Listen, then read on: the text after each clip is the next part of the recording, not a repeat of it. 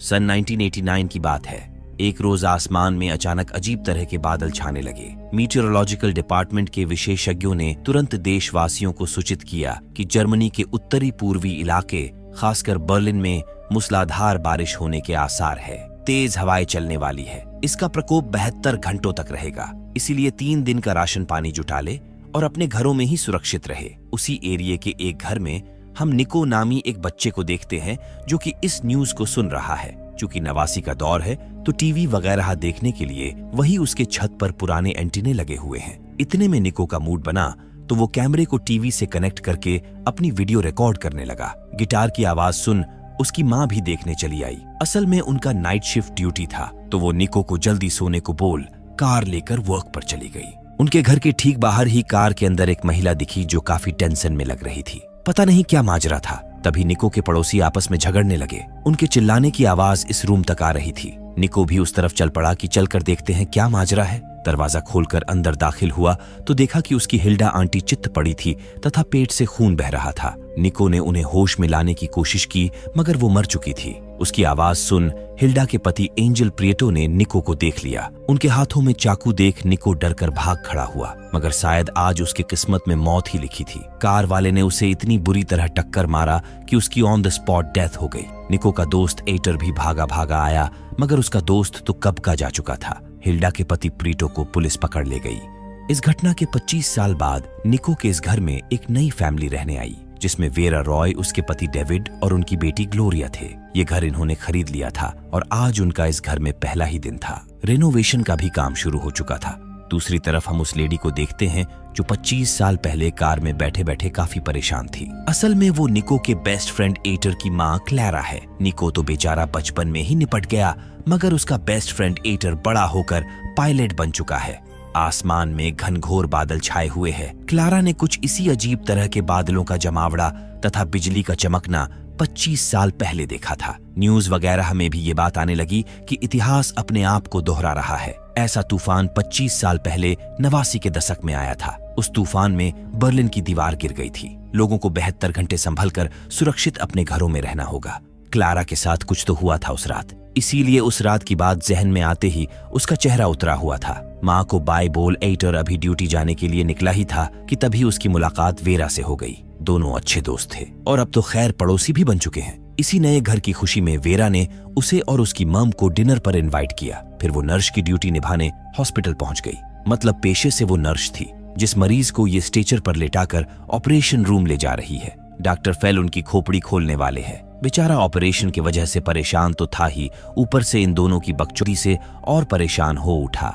उसके मन में एक डर ये भी था कि कहीं उसकी खोपड़ी किसी गलत हाथों में खुल गई तो उसका तो काम ही तमाम हो जाएगा। ऑपरेशन वगैरह निपटा के वेरा ग्लोरिया को पिक करने उसके स्कूल पहुंची। ग्लोरिया ने पहले ही दिन एक फ्रेंड भी बना ली थी जिसका नाम था ग्रेटा। ग्रेटा की मम मिरांडा उन्हीं के स्कूल में टीचर थी। वेरा की भी उनसे जान पहचान हो गई जिसके बाद ये घर लौट आए। डेविड भी ड्यूटी से आ चुका था। लाइब्रेरी की कलेक्शन के लिए ये बुक छाट बीन रहे थे। तभी इन्हें एक फोटो मिला जिसमें डेविड अपने पुरानी गर्लफ्रेंड के साथ था। उससे ब्रेकअप होने के बाद ही वेरा डेविड के लाइफ में आई थी। यहीं पर एक कपट के अंदर इन्हें एक पुराना टीवी कैमरा तथा 89 के दशक के कुछ टेप्स मिले। इंसान जिज्ञासु तो होते ही है। इन्हें भी जानने की इच्छा हुई कि इन कैसेट्स में क्या है। टीवी को पावर वगैरह देकर एक टेप को प्ले किए। ये वही टेप था जो 25 साल पहले आज ही के दिन निको ने रिकॉर्ड किया था। इसे पूरा देखने के बाद डेविड टेप निकाल लिया ताकि दूसरा टेप लगाकर प्ले कर सके। इतने में जोरदार बिजली तड़पी और टीवी अपने आप ही चल पड़ी। ये देख वे दोनों दंग रह गए क्योंकि टीवी में ना ही तो कोई केबल कनेक्शन था और ना ही कैमरे में कोई टेप। खैर जो भी हो, इसे इग्नोर कर वो डिनर करने पहुंचे क्योंकि आज एटर और उसकी मम भी डिनर पर आने वाले थे। डेविड ने उनको ये बात बताई कि उनके स्टोर रूम में एक पुरानी टीवी तथा कुछ टेप्स मिले जिसमें एक बच्चा गिटार वगैरह बजाकर गाना रिकॉर्ड कर रहा था। जब ये टेप चेंज करने गए तो अपने आप ही टीवी में 25 साल पुरानी न्यूज चलने लगी। उसे देख डेविड को लग रहा था कि वो टाइम ट्रेवल करके 89 के दशक में पहुंच गया है, जिस पर एटर ने बताया कि टेप में जो लड़का गिटार बजाते हुए दिखा असल में वो उसका बेस्ट फ्रेंड निको था। उसने अपने पड़ोसी एंजल प्रीटो को अपने ही पत्नी का खून करते हुए देख लिया था। वहां से जान बचाकर भागा तो जाकर कार से टकरा गया और वही उसकी मौत हो गई। अगली सुबह एक और घटना घटी। इनके स्कूल की घड़ी पर बिजली भी गिर गया था जिससे पूरे स्कूल की लाइन खराब हो गई थी और स्कूल एक हफ्ते तक बंद रहा। जब भी उस समय की बात होती तो पता नहीं क्यों क्लारा के हाव भाव बदल जाते थे। वो एटर को जानबूझकर चुप कराने लगी कि उसकी बातों से बच्ची डर रही है, मगर बात तो कुछ और ही थी। उनके जाने के बाद डेविड ने इंटरनेट पर सर्च किया तो पता चला कि एंजल प्रिएटो को उसकी करतूत के लिए आजीवन कारावास हुआ था, मगर सजा के तीसरे महीने में ही उसने जेल के अंदर अपने आप को खत्म कर लिया था। एंजल प्रिएटो का आर्टिकल वगैरह पढ़कर जब ये सो गए तो इनके सोने के बाद टीवी फिर से अपने आप ही चलने लगा। आसमान में लगातार बिजलियां चमक रही थीं। टीवी की आवाज सुन वेरा जग गई तथा बिना देरी किए उस ओर गई तो देखी कि टीवी में वही 25 साल पुराना न्यूज चल रहा था। इससे पहले कि टीवी ऑफ कर दी, फिर से जोरदार बिजली चमकी, जिसके अगले ही पल निको टीवी में नजर आने लगा। उसने कैमरा सेट किया, खाली टेप रिकॉर्ड करने के लिए कैमरे में लगाया। सेम वही रिकॉर्डेड टेप वेरा के हाथों में था। इतने में निको की माँ भी आ गई और उसे जल्दी सोने को बोल ड्यूटी पर चल दी।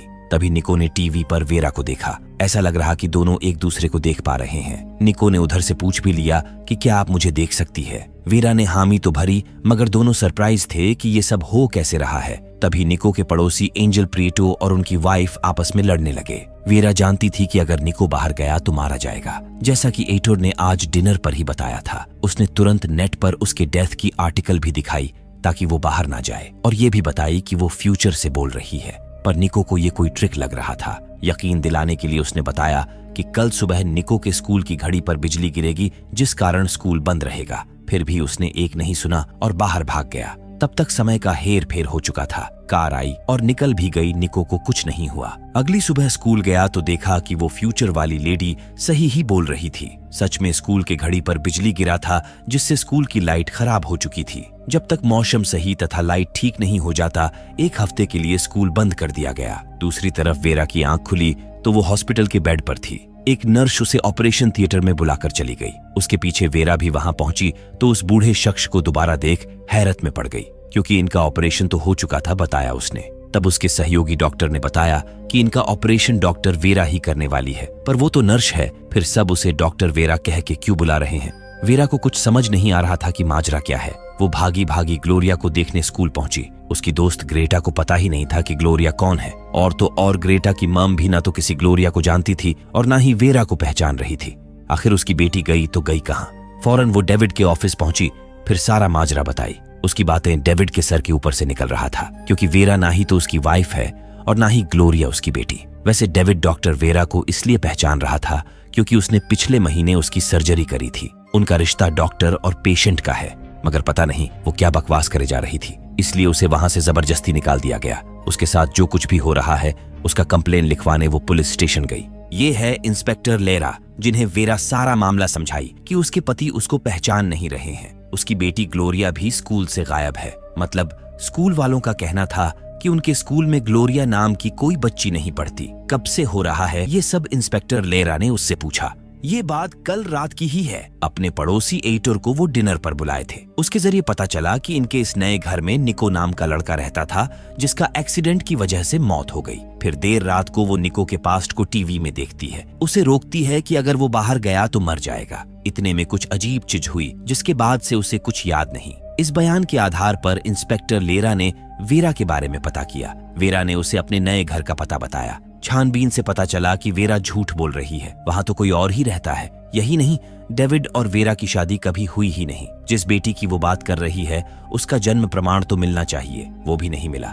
यानी वेरा की पूरी कहानी मनगढ़ंत है। शायद उसे किसी साइकेट्रिस्ट से मिलना चाहिए। वेरा का खोपड़ा खराब हो रखा था कि ये सब उसके साथ हो क्या रहा है। पास्ट में हम निको को देखते हैं जो कि वेरा का स्केच बना रहा था। तभी टीवी अपने आप ही ऑन हो गई। उसने फ्यूचर में फिर से बात करने की कोशिश की, लेकिन बात नहीं बनी। इधर उसका पड़ोसी एंजल प्रिएटो पासपोर्ट वगैरह बनवाकर रेडी कर चुका था और कहीं जाने के फिराक में था। कुछ देर बाद कार लिया और सीधे बूचड़ खाने पहुंचा।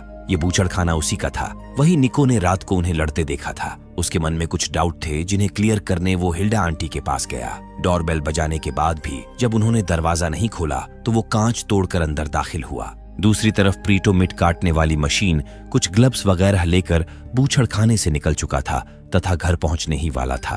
तब तक निको उनके बेडरूम में दाखिल हुआ तो देखा कि उसकी हिल्डा आंटी मर चुकी थी। उनके पति प्रिएटो को निको ने कुछ देर पहले ही अपनी खिड़की से पासपोर्ट की बात करते और रखते हुए देखा था। ड्रावर चेक किया तो उसकी भौहें चौड़ी हो गई। दरअसल उसे एक पासपोर्ट मिला जिस पर हिल्डा आंटी का नाम और उस पर फोटो उसके बेस्ट फ्रेंड एटर की मम का लगा था। मतलब 100% ये जाली पासपोर्ट बनवाया गया था। इससे पहले कि वो कुछ समझ पाता, प्रीटो आधम का। उसके पैरों की आहट सुन वो जल्दी जल्दी सब कुछ समेटकर बेड के नीचे छिप गया। प्रीटो हाथ में 2 बैग लिए बेडरूम में दाखिल हुआ। माहौल को खुशनुमा बनाने के लिए पहले पुराना गाना प्ले किया, प्लास्टिक बिछाया तथा मशीन चालू कर हिल्डा की लाश को काटने लगा। ये दिल दहला देने वाला मंजर निको वही बेड के नीचे दुबक कर अपनी आंखों से देख रहा था। डर के मारे उसकी हालत खराब थी। इतने में बेड के नीचे उसे एक घड़ी मिला जिसके बैक पर सैम लिखा था।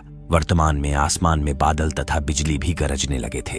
पूरा दिन चेकअप वगैरह कराने के बाद वेरा भागकर अपने घर पहुंची। उसे अच्छी तरह से याद था कि कल दोपहर को वो ग्लोरिया को झूला झूला रही थी। पीछे वाले दरवाजे पर गई तो देखी कि किसी ने पहले ही लॉक तोड़ा हुआ था। फौरन अंदर दाखिल हुई, डेस्कटॉप पर निको के बारे में सर्च की। उसके पीछे कोई था। उसने तुरंत वेरा पर गोल्फ स्टिक तान दिया। तुम कौन हो और मेरे घर में क्या कर रही हो? वेरा हैरान थी और बोल पड़ी कि ये उसका घर है। तभी उसकी नजर वॉल पर लगे फोटो फ्रेम पर पड़ी। ये वही फोटो था जो इन्हें लाइब्रेरी के लिए बुक छांटते समय मिला था। मतलब पिछले टाइमलाइन में डेविड का इस औरत से ब्रेकअप हो गया था, मगर इस टाइमलाइन में वो डेविड के साथ थी। इतने में डेविड भी ऑफिस से आ गया। ये दोनों मियां बीवी वेरा के खिलाफ तुरंत पुलिस कंप्लेन किए कि एक पागल औरत उनके घर में घुस आई है। वेरा ने डेविड को एक बार फिर याद दिलाने की कोशिश की कि उन दोनों की शादी हुई है, उनकी एक बेटी भी है। ये जान तो डेविड की वाइफ उस पर टूट पड़ी कि नागिन औरत उनका बसा बसाया घर तोड़ने आई है। तभी लाइट चली गई और उसके साथ साथ वेरा भी गायब हो गई।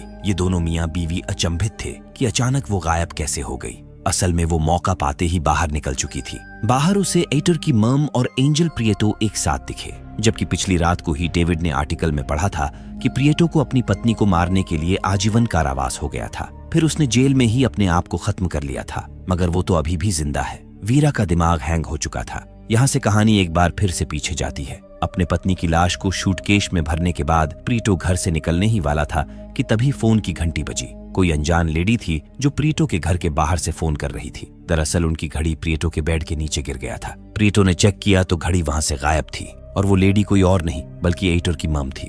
प्रीटो और उनके बीच कुछ तो लफड़ा चल रहा था। खैर जो भी हो, वर्तमान में एटर ड्यूटी से घर लौट रहा था। तभी अचानक अपने कार में किसी अनजान लेडी को देख घबरा कर गाड़ी रोक लिया। कौन हो तुम और मेरी कार में क्या कर रही हो? वीरा ने एक सुर में उसके घर खानदान सबके बारे में बता दिया। वैसे तुम मुझे और मेरे परिवार को कैसे जानती हो? साल 2001 की बात है। दोनों एक ही ट्रेन पकड़कर ड्यूटी जाया करते थे। ऐसे ही उनमें जान पहचान फिर दोस्ती हो गई। साथ में घूमने फिरने भी लगे। एक रोज वो मूवी देखने गए जहां पर एटर ने उसे डेविड से मिलवाया। वही दोनों को प्यार हो गया और आगे चलकर शादी भी कर लिए। मगर वेरा को ये बात समझ नहीं आ रहा था कि एटर के साथ उसका कनेक्शन कैसे टूटा। इस टाइमलाइन में वो एटर से नहीं मिली, इसलिए डेविड से भी नहीं मिल पाई। यही वजह है कि अर्सुला ने डेविड से शादी कर लिया। एटर को उसकी बातें पल्ले नहीं पड़ रहा था, इसलिए उठकर चल दिया। इतने में वेरा उसके दोस्त निको के बारे में पूछने लगी कि अब वो कहाँ है। बचपन में निको ने अपने पड़ोसी एंजल प्रीटो को उनकी वाइफ हिल्डा को जान से मारते हुए देख लिया था। जैसे ही वो बाहर भागा, उसकी एक्सीडेंट में मौत हो गई। मगर शायद वेरा ने गलती से समय में छेड़छाड़ कर उसे बचा लिया। उसी रात से सब कुछ बदल गया। जहां तक एटर को मालूम है, हिल्डा आंटी एंजल प्रीटो को छोड़कर चली गई और अब एंजल प्रीटो उसकी माँ के हस्बैंड है। 20 साल से दोनों एक साथ है। वो एक मक्खी तक नहीं मार सकते और वीरा उन पर मर्डर का इल्जाम लगा रही है। ये तो बर्दाश्त के बाहर था। उसने अपने बचपन के दोस्त निको के बारे में भी उसे कुछ नहीं बताया। मतलब यहाँ भी वेरा के हाथ कुछ नहीं लगा। तभी उसकी नजर टीवी पर आ रहे पॉडकास्ट पर पड़ी। ये कैरन सार्डन थी। इन्होंने 20 साल पहले ही अपनी किताब के जरिए दुनिया को बता दिया था कि 1989 में जिस तरह का तूफान आया था और बर्लिन की दीवार गिर गई थी, सेम वैसा ही तबाही भविष्य में भी आएगा। उनके भविष्यवाणी के मुताबिक तूफान में बर्लिन की दीवार गिर चुकी है। आपने ये भविष्यवाणी कैसे किया? जिस पर कैरन ने बताया कि उनके पास एक औरत आई थी। उनके बेटे ने एक टीवी के जरिए भविष्य को देखा था और भविष्य की एक लड़की से बात भी किया था। कैरन को लगा कि ये सब उस बच्चे के दिमाग का मतिभ्रम होगा। जिस पर कैरन ने ऐसे ही मिराज नाम की काल्पनिक बुक लिख दी। मगर 25 साल बाद उस लड़के का कहा हर एक बात सच हो रहा है, जो कि वाकई में दिलचस्प है। इधर इंस्पेक्टर लीरा भी डेविड के कंप्लेन करने के बाद वीरा को पकड़ने आ पहुंचा था। वीरा ने उसे बताया कि कैरन सार्डन भविष्य की जिस लड़की की बात कर रही है और ये बात उन्होंने अपनी बुक में भी लिखी है, वो लड़की कोई और नहीं बल्कि वेरा है। अब तो लेरा को समझ जाना चाहिए कि वो सच बोल रही है। फिर क्या था, दोनों प्रोफेसर कैरन सार्डोन से मिलने पहुंच गए। वेरा ने उनको बताया कि उनकी बुक में जिस भविष्य वाली लड़की का जिक्र है वो वही है। असल में उसे निको से मिलना है, क्योंकि एक वही है जो निको का पता जानती होंगी। वैसे कैरन अपनी बुक लिखने से पहले काफी बार निको की मॉम से मिली, मगर वो बाहर मिलते थे, इसीलिए उन्हें निको के एड्रेस का कोई आइडिया नहीं है। अगर पास्ट से फिर से कनेक्शन जोड़ना हो तो क्या करना होगा? कैरन ने बताया कि उसी तरह का मौसम तथा वही टीवी कैमरा उसी पावर सप्लाई के साथ होना चाहिए। अगर तूफान बीच में थम गया तो पास्ट से कनेक्शन कट हो जाएगा। 72 घंटे में से अब सिर्फ 20 घंटे ही शेष बचे थे। जो करना है इसी 20 घंटे के अंतर्गत करना होगा। वीरा ने लेरा से मदद मांगा कि किसी तरह वो डेविड को मनाकर उस टीवी तथा कैमरे का उसी पावर कनेक्शन के साथ जुगाड़ करा दे, मगर इसके लिए तो वारंट की जरूरत होगी। जज इस टाइम ट्रेवल वाली कहानी पर तो वारंट देने से रहे, अगर कोई स्ट्रॉन्ग प्रूफ हो तभी बात बन सकती है। इतने में वेरा को याद आया कि एंजल प्रीटो ने कबूल किया था कि वो अपनी पत्नी हिल्डा को मारकर अपने बूचड़खाने में दफनाने वाला था, मगर उससे पहले ही वो पकड़ा गया। जहां तक वर्तमान की बात है, वेरा ने निको को बचाकर सब कुछ बदल दिया था। ये वेरा के कहने पर बूचड़खाने का चप्पा चप्पा छान मारे। आखिरकार खोजी कुत्तों ने उस शूटकेस को ढूंढ निकाला जिसमें हिल्डा की लाश थी। वही इंस्पेक्टर लेरा को समझ नहीं आ रहा था कि अगर वाकई में कोई रास्ता है जिससे उसने अपना अतीत बदल दिया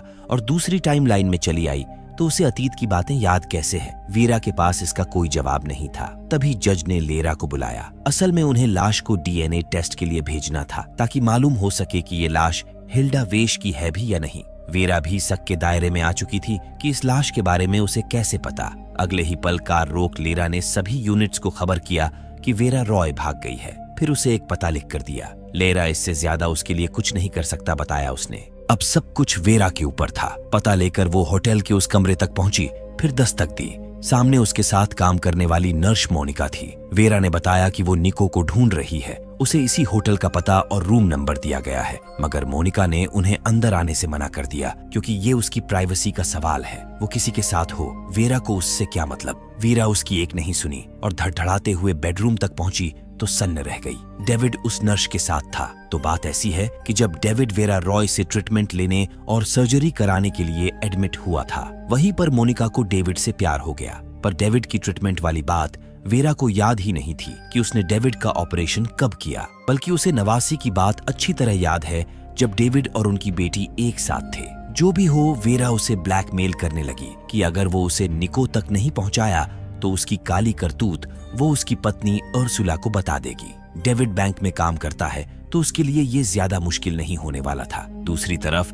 हिल्डा मर्डर केस में एंजल प्रीटो, उनकी पत्नी क्लारा और क्लारा के भाई को पकड़ लिया गया। क्लारा का बेटा एटर काम से कहीं दूसरे शहर गया था। पुलिस स्टेशन ले जाकर इनसे पूछताछ शुरू हुई। तो बात ऐसी है कि सन 1989 के पुलिस रिकॉर्ड के मुताबिक उनके पड़ोसी निको लासार्ते ने 11 नवंबर को एंजल प्रीटो के ऊपर उनकी पत्नी के मर्डर का आरोप लगाया था, मगर उस घटना को वो टाइम ट्रैवल से जोड़ रहा था, इसीलिए उसकी बातों पर किसी ने भरोसा नहीं किया और प्रीटो अपनी चाल में कामयाब हो गया। मगर इतने सालों बाद अब निको की सारी बातें सच हो रही है। जैसा कि रिपोर्ट में लिखा है कि 9 नवंबर को उनकी पत्नी हिल्डा अपने किसी दोस्त से मिलने जाने वाली थी। शायद बर्लिन की दीवार गिरने और मौसम के मिजाज को देख वो लौट आई, जिसके बाद प्रीटो ने उनका खून कर दिया। क्यों किया ये बात वो पुलिस से अब भी छिपा रहा था। उस दिन हिल्डा के जाने के बाद प्रीटो ने अपनी प्रेमिका क्लारा को कॉल किया। दोनों घर पर मिले। फिर प्रीटो ने उसे यकीन दिलाया कि जल्द ही वो हिल्डा से सब कुछ बताकर डिवोर्स ले लेगा, फिर उन्हें छिप छिप कर मिलना नहीं पड़ेगा। इतने में हिल्डा लौट आई,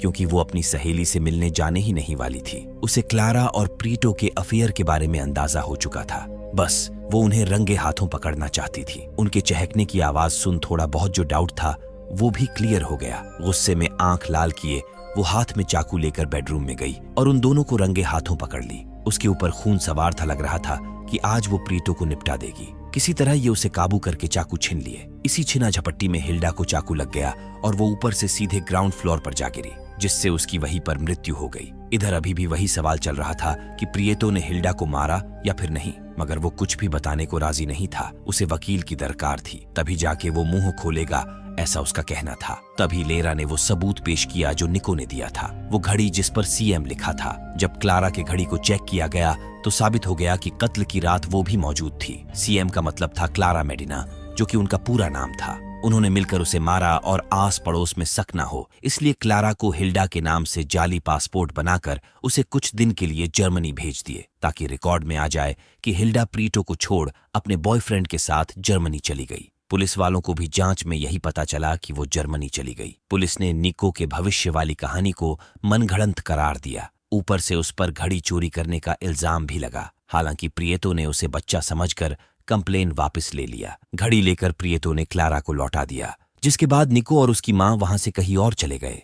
निको सच बोल रहा था या फिर झूठ, लाश का डीएनए रिपोर्ट आते ही सब पता चल ही जाएगा। वैसे वो लड़का निको कोई और नहीं बल्कि इंस्पेक्टर निको लासार्ते लेरा ही है। 20 साल बाद ही सही, पर वो इस बात को साबित करके रहेगा कि प्रियतो अपनी बीवी का खूनी है। दूसरी तरफ डेविड बैंक के डेटा से निको की आइडेंटिटी तथा एड्रेस निकाल लिया, जिसे देख वेरा दंग रह गई कि इंस्पेक्टर लेरा ही निको है। वही निको को इस घटना की वजह से हर कोई उसे पागल समझता था। उसने भी जिद पकड़ लिया था कि वो भविष्य वाली लड़की से संपर्क करके साबित करेगा कि वो पागल नहीं है। उसकी मां ने उसे साइकेट्रिस्ट वगैरह हर जगह दिखाया। हार थक कर निको ने मान लिया कि उसने झूठी कहानी बनाई थी। सबकी नजरों में तो उसने हार मान लिया, मगर अंदर ही अंदर वो उस भविष्य वाली लड़की को ढूंढता रहता था। उसके पास अभी भी एक क्लू था जिसे लेकर वो चुपके से हर रोज वैलपाइंडा स्टेशन पर जाता और वहीं बैठकर उस लड़की का इंतजार करता रहता। इस प्रोसेस में सालों बीत गए। फिर एक दिन वो हुआ जिसे उसको बरसों से इंतजार था। उसकी भविष्य वाली लड़की उसके सामने थी, वो भी उसके हम उम्र की थी। इधर डेविड वेरा को निको के घर पहुंचा दिया और हिसाब किताब बराबर करके चलता बना। वेरा उस रूम में दाखिल हुई जहां पर निको की मां पहले से ही उसके आने का इंतजार कर रही थी। दरअसल निको ने ही अपनी मां को यहां भेजा था ताकि वो उसकी पास्ट लाइफ याद दिला सके। वॉल पर टंगे फोटोज इस बात के सबूत थे कि निको और वेरा रिलेशनशिप में है, मगर कुछ 2 दिन पहले ही वो अपनी प्रेजेंट लाइफ को भूल चुकी थी। कुछ देर बाद निको भी लौट आया, फिर वेरा से मिला, सब कुछ याद दिलाया, कन्वेंस करने की भी भरपूर कोशिश किया कि वो दोनों प्रेजेंट लाइफ में बहुत खुश थे। पर अचानक वो सब कुछ भूल गई। उसके पास्ट में क्या रखा है जब उनका फ्यूचर इतना ब्राइट है। दोनों इस लाइफ में बहुत खुश है। निको के साथ बिताए पल उसे याद तो आने लगे, फिर भी उसने डेविड और अपनी बेटी को चुना। उसके लिए वो दोबारा 1989 में जाना चाहती हैं। इसके लिए उसे वही टीवी और कैमरा चाहिए। निको को पहले से ही आभास था कि वो पास्ट में जाने के लिए उसी टीवी और कैमरे को ढूंढेगी। इसीलिए निको ने उसे चुराकर तोड़ डाला। यानी उस रात अर्सुला के घर का दरवाजा निको ने ही तोड़ा था। वही वेरा को पूरा यकीन था कि निको झूठ बोल रहा है, उसने टीवी और कैमरा संभाल कर रखा होगा। अगले ही पल वो ये कहते हुए बिल्डिंग से कूद गई कि पिछली बार मैंने तुम्हारी जान बचाई, अब बारी तुम्हारी है, तुम्हें पता है क्या करना है। निको को बिल्कुल अंदाजा नहीं था कि वो उसे इस तरह से छोड़कर चली जाएगी। अब चाहे निको उसे याद रहे या न रहे, वो फौरन भागकर स्टोर रूम गया जहां पर उसने टीवी वगैरह छिपा रखा था। तूफान थमने में अभी भी 1 घंटे 44 मिनट शेष थे। दूसरी तरफ पास्ट वाला निको भविष्य के उस लड़की से अपने सवालों के जवाब पता करने बैठा था। तब तक फ्यूचर वाला निको टीवी कैमरा वगैरह सेट करके उससे संपर्क कर लिया। बताया कि वो दोनों एक ही है, बस समय का फेर है। वो भविष्य वाली लड़की कहाँ है? निको ने उत्सुकता पूर्वक पूछा। तो बात ऐसी है कि वो मर गई। अब जो मैं कह रहा हूँ उसे बड़े ध्यान सुनना। फिर क्या हुआ, कैसे हुआ, ये नहीं दिखाया गया। अगली सुबह मौसम सही हो चुका था। वही वेरा जब नींद से जगी तो डेविड उसके पास ही था। उसकी बेटी भी अपने कमरे में सो रही थी। यानी वो अपनी पुरानी जिंदगी में लौट चुकी थी। सब कुछ पहले जैसा हो चुका था। एंजल, प्रीतो और क्लारा भी आजाद घूम रहे थे। वेरा का दिल नहीं भरा तो वो फिर से प्रीतो की बूछड़ खाने गई, वही खुदाई की जहां पर प्रीतो ने अपनी पत्नी हिल्डा को दफनाया था। लाश मिलते ही उसने सब कुछ पुलिस को बता दिया। शाम को इंस्पेक्टर लेरा भी यहां पहुंचे। वेरा को तो सब कुछ याद था, मगर इंस्पेक्टर लेरा यानी निको अपनी भविष्य की लाइफ और वेरा के साथ बिताए हुए पल सब कुछ भूल चुका था। मतलब वेरा उसके लिए अजनबी के सिवा कुछ भी नहीं थी। तो दोस्तों, ये थी कहानी मिराज की। वैसे हर बार कहना तो नहीं चाहिए, पर आप अपनी मर्जी से एक लाइक करके जाइएगा।